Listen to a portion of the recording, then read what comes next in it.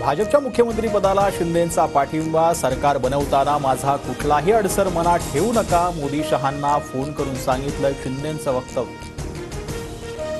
देवेंद्र फडणवीसांच्या मुख्यमंत्रीपदाचा मार्ग मोकळा, एकनाथ शिंदेंनी मुख्यमंत्रीपदाचा दावा सोडला. मोदी शहा घेतील तो निर्णय मान्य, 2.5 वर्ष राज्याचा विकास करण्यासाठी संधी दिल्याबद्दल मानले आभार. महायुतीत कोणतेही मतभेद नाहीत, शिंदेंनी किंतु परंतु दूर केले. मुख्यमंत्रीपदाबाबत पक्षश्रेष्ठींसोबत बैठकीनंतर निर्णय होईल, देवेंद्र फडणवीसांची प्रतिक्रिया. दिल्लीत अमित शहा आणि विनोद तावडेंमध्ये सीएम पदासंदर्भात चर्चा, मराठा चेहरा नसल्यास काय परिणाम होईल यावर चर्चा झाल्याची सूत्रांची माहिती. एकनाथ शिंदेंनी घेतलेल्या भूमिकेबाबत आभार. शिंदे ठाकरेंच्या सरकारमधून रडून नाही तर लढून बाहेर पडले आणि महायुतीचं सरकार बनवलं, बावनकुळेंकडून शिंदेंचं कौतुक.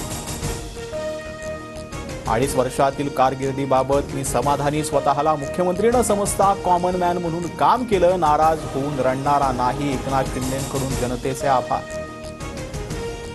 एकनाथ शिंदेंनी दबावापोटी निर्णय घेतला, शिंदेंनी मुख्यमंत्रीपदाचा दावा सोडल्यानंतर काँग्रेस प्रदेशाध्यक्ष नाना पटोलेंची टीका.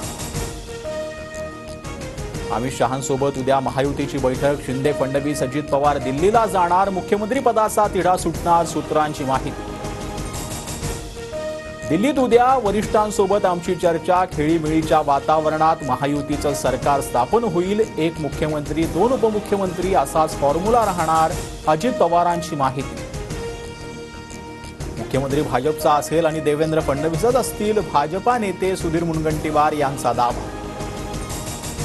मुख्यमंत्री कुणीही होऊ द्या, देणं घेणं नाही, आरक्षण घेणारच, उपोषणाच्या तयारीला लागलोय, सरांगेंची प्रतिक्रिया.